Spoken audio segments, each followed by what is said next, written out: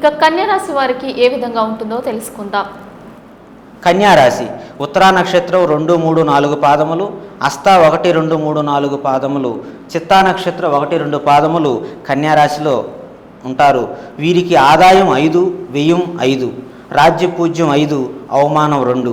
వీరికి ఈ సంవత్సరమున షష్ఠశని అగుట చేత విశేషించి అనుకూలమైనటువంటి కాలము. తలచిన కార్యములు చాలా వరకు నెరవేరును.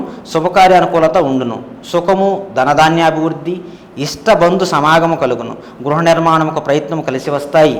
చైత్రమున అష్టమ రాహు వలన అకారణ కలహములు, అపనిందలు కలగవచ్చు. కానీ అటు పిమ్మట భాగ్యగురువు అయినందువలన చాలా వరకు పరిస్థితులు అనుకూలిస్తున్నాయి. గౌరవ మర్యాదలు, కీర్తి ప్రతిష్టలు కలుగుతాయి. సంవత్సరం అంతయు సప్తమ రాహు జన్మకేతు అయిన వృధా వ్యయము, వృధా వైరములు, తరచుగా ఇబ్బందులు, ఆరోగ్య లోపము, భార్యాభర్తల సంబంధించినటువంటి పేచీలు ఏర్పడతాయి. కార్తీక మార్గశిర పుష్యమాసనందు భూగృహ సంపాదనకు అనుకూలము. వైశాఖ జ్యేష్ఠనందు ఆరోగ్య విషయం జాగ్రత్తగా ఉండవలను. ఉత్తరా నక్షత్రం వారు ఆషాఢ శుక్లం వరకు 5వ తారీఖు రాహు సంచరిస్తున్నాడు. మరియు రాహు వేద ఉన్నది కనుక జాగ్రత్త అవసరం.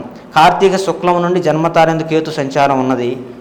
రాహుకేతు శాంతి చేసుకుంటే ఉత్తరా నక్షత్రం వారికి శుభం చేకూరుతుంది. హస్తా నక్షత్రం వారికి కార్తీక శుక్లం వరకు జన్మతారేందు కేతువు, ఆషాఢ శుక్లం నుండి పాల్గొన బహుళం వరకు రాహు వేద ఉన్నది. రాహుకేతు శాంతి తప్పకుండా హస్తా నక్షత్రం వారు కూడా చేసుకోవాలి.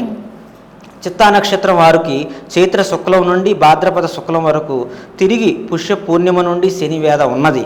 కావున ఆయా సమయములందు తగిన శాంతి అనర్చవలెను. మొత్తం మీద రాహుకేతువులకు శాంతి అనర్చిన మేలు. అశ్వత్థ నారాయణ సేవ, ఆదిత్య హృదయ పారాయణము, సప్తశతి పారాయణం చేయుట కన్యారాశి వారికి శుభం జరుగుతుంది.